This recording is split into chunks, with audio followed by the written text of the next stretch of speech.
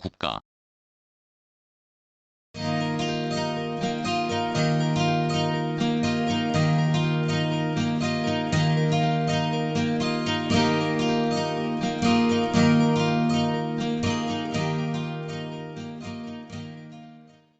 1.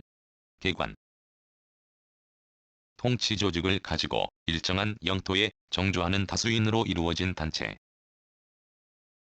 국가는 인류의 역사만큼 오래된 것이며 최초의 형태와 현대의 형태 사이에는 큰 차이가 있지만 국가를 구성하는 세 가지 요소, 즉 영토, 국민, 주권에 의하여 정의된다.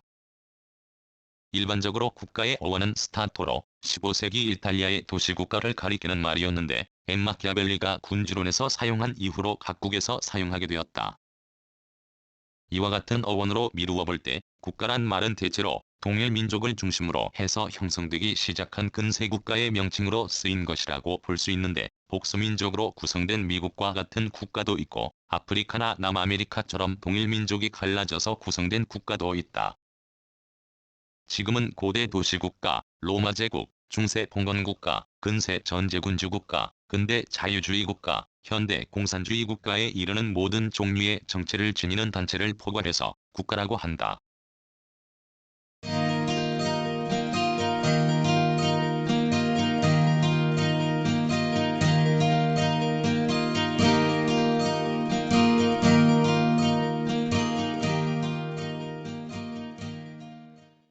2. 기원. 국가의 기원은 원시인의 사회가 어떻게 해서 국가의 형태를 갖추게 되었는지를 밝히면 알 수 있다.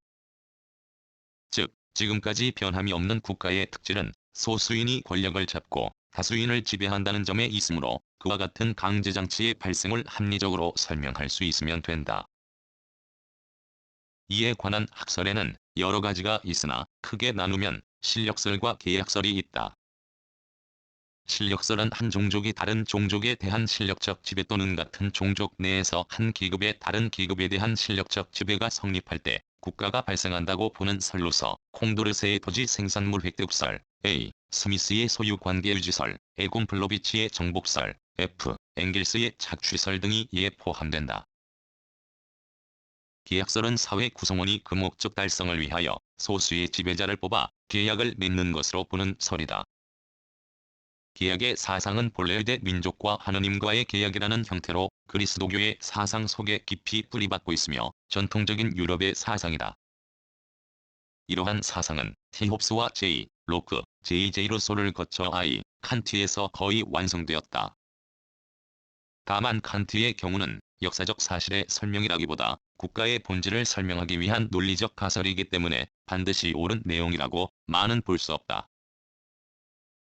이러한 국가 발생 이외에도 기존 국가의 일부가 독립하여 새 국가가 되고 몇 나라가 결합하여 한 국가가 생기며 또 한 국가가 분열하여 새로운 몇 나라를 이루는 형태의 국가 성립이 있다. 특히 제2차 세계대전 후에는 영국, 프랑스, 네덜란드, 벨기에 등의 식민지가 독립하여 새 국가를 형성하였다. 이들은 대내적으로는 최고의 주권을, 대외적으로는 독립을 주장할 수 있는 힘으로서의 주권을 보유함으로써 국가가 성립되었던 것이다.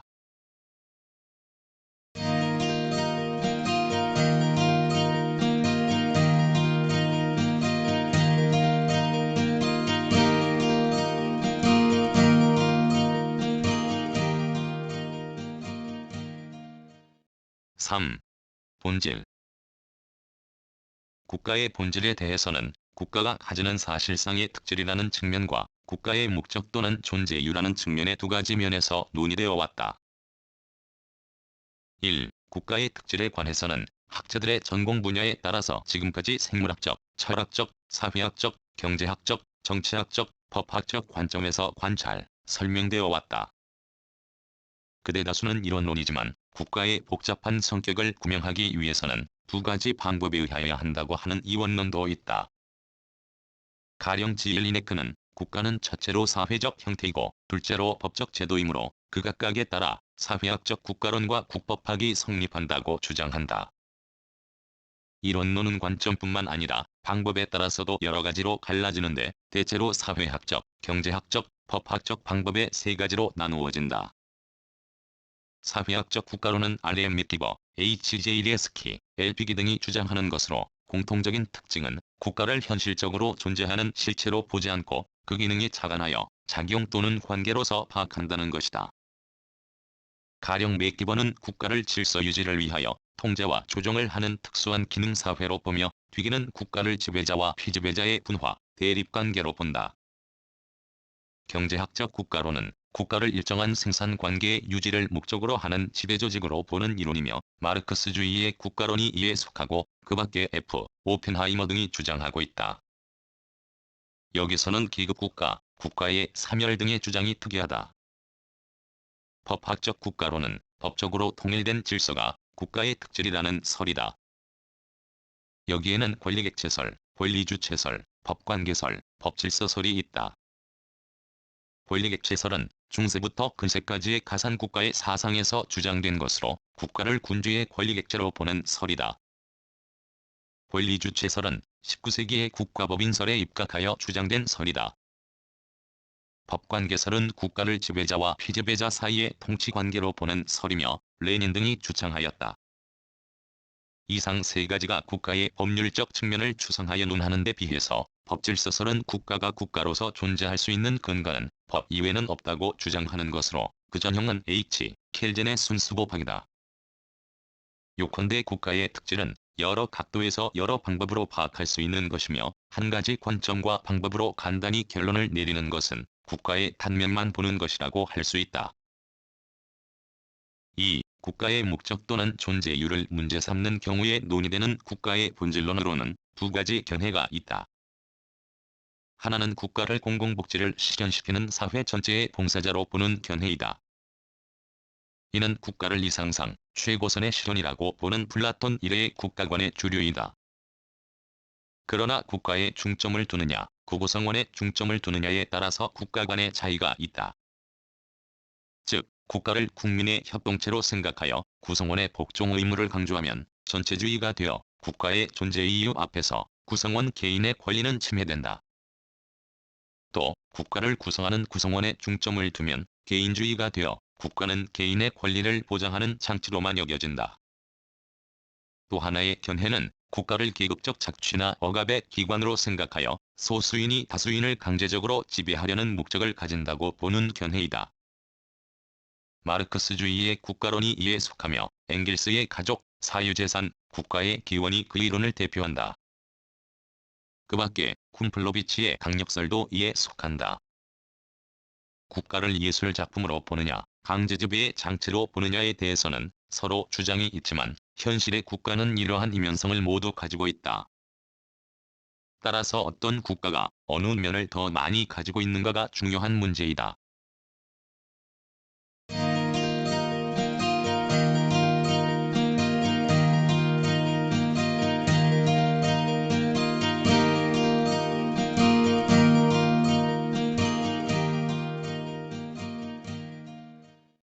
4. 역사와 형태. 국가의 역사는 몇 가지 단계로 나누어지며 국가는 그 시대에 대응해서 다른 형태를 취하고 있다. 국가의 역사와 형태의 관계에 대해서는 구분하는 방법이 여러 가지 있겠으나 대체로 다음과 같이 나눌 수 있다. 즉, 고대의 노예제 국가, 중세의 농노제 봉건국가, 근대의 자본주의 국가, 20세기에 등장한 사회주의 국가 등 네 가지 형태이다. 그 중에서 근대의 국가는 그 발전 단계에 따라 절대주의 국가, 입헌군주제 국가, 자유주의 국가, 대중국가 등으로 세분되기도 한다. 또 사회주의 국가에도 종래 프롤레타리아트 독재 국가 이외의 인민민주주의 국가, 식민지에서 독립한 다양한 사회주의 국가 등의 형태가 있다. 어느 형태에서나 각국의 실제 형태는 특수한 정치적 상황과 사회적 배경에 따라 이 분류에서 상당히 변형된 국가 형태를 취하는 경우가 많다. 5. 국가와 사회. 국가와 사회의 차이점과 양자의 관계에 대한 견해에서도 학설이 대립되고 있다. 독일의 절대주의 시대의 국가론에서는 양자를 엄격히 구별하였으나 다원적 국가론에서는 국가를 사회 집단의 하나로 보고 다른 사회 집단과의 절대적 구별을 인정하지 않는다. 다만 다른 집단 상호 간의 이해조정을 담당하는 점에서 국가의 특수성이 있다고 본다. 그러나 일반적으로 국가가 사회와 다른 점에 대해서는 다음과 같은 점들이 지적되고 있다. 1. 국가는 그 구성원이 법적으로 가입, 탈퇴할 자유를 갖지 못한다. 2. 국가의 목적은 국민 생활 전반에 미친다. 3. 국가는 다른 단체에 대해서 최고의 강제력을 가진다. 4. 국가의 존재는 영속적이다. 그러나 국제적인 사회단체가 출현하여 국가 권력의 행사에 제한을 가하게 되면서 국가의 특성에도 변화가 생겨 점차 국가와 사회의 구별이 모호해지고 있다.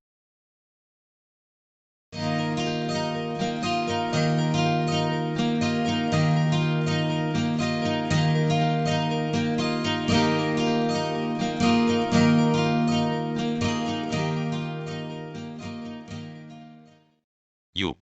국제사회와 국가. 국제연합을 비롯하여 여러 국제단체가 등장하면서 국가를 절대적 권력을 가진 주권국가로 보는 이론은 비현실적인 것이 되고 있다.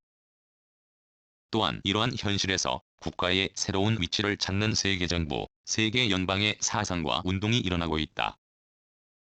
그러나 적어도 현재로서는 국가는 국제사회를 구성하는 단위이며 국제법에서 가장 중요한 주체이다. 국제법상의 국가는 독립국과 비독립국으로 나누어지며 종속국, 피보호국, 자치령 등은 후자에 포함된다. 그러나 제2차 세계대전 이후 식민지가 잇따라 독립하였기 때문에 후자는 거의 없어졌다. 이들 국가는 국제법상 평등한 지위와 자위권을 가지며 다른 나라의 국내 문제에 간섭하지 않는다는 의무와 국제의무의 위반에 대한 구제 책임 등을 지고 있다.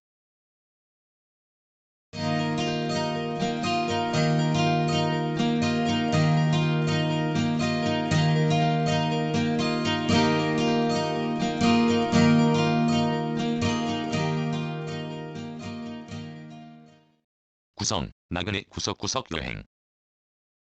낭독, 글 읽어주는 강지식. 들어주셔서 고맙습니다.